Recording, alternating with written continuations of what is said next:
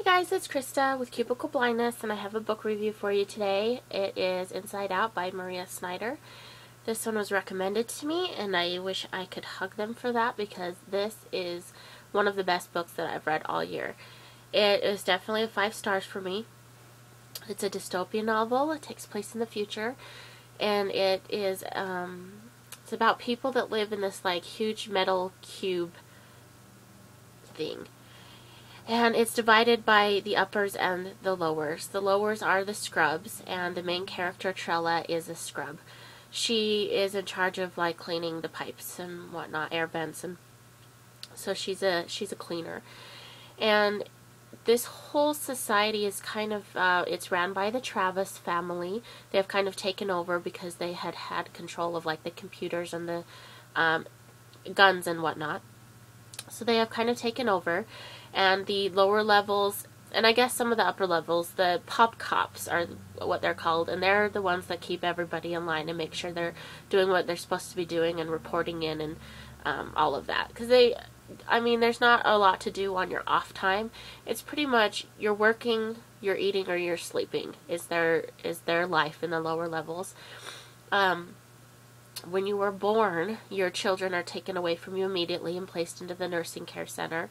So a lot of people don't know who their parents are in the lower levels. And Trella is a very headstrong girl. And I can just picture her as the skinny little spider monkey, honestly, because she just winds her way through all of these pipes up and down through this whole structure. And that takes amazing effort in my mind to be able to do that, but when you're raised, that's all you know. So anyway, so from the nursing center, she has only become friends with really one guy. He's older. His name is, she calls him Cog. His full name is Kogan. And he talks her into going to see the prophet one day. He believes in the prophet and what the prophet has to say about, what he preaches. So she's taken to the prophet one day. And he asked her, the prophet asked Trella to go up into the upper levels and find some discs that he has hidden, because there may be a way out of this whole structure, and the discs may lead them to outside. So, with the hint of the fact that the prophet may know who her parents are, she's kind of intrigued to help the prophet and has decided to go up to the upper levels and find these discs that he has hidden. He is in a wheelchair, so of course he can't do it for himself, and he's kind of gotten into some trouble, so he actually can't go back to his own living quarters. So he can't do it for himself, and Cog is too big to fit into the pipes. So she has taken on the challenge to go and figure this out with a somewhat kind of interest in knowing who her parents are and what's on the disc, and if there is a way out from inside. So, it's a crazy story. I mean, from page 1 almost, you're pulled into the action. A lot is going on.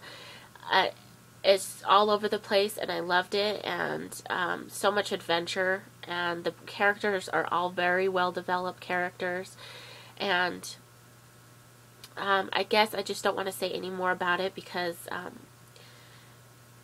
anyway, I don't want to ruin it for anybody because I loved it so much.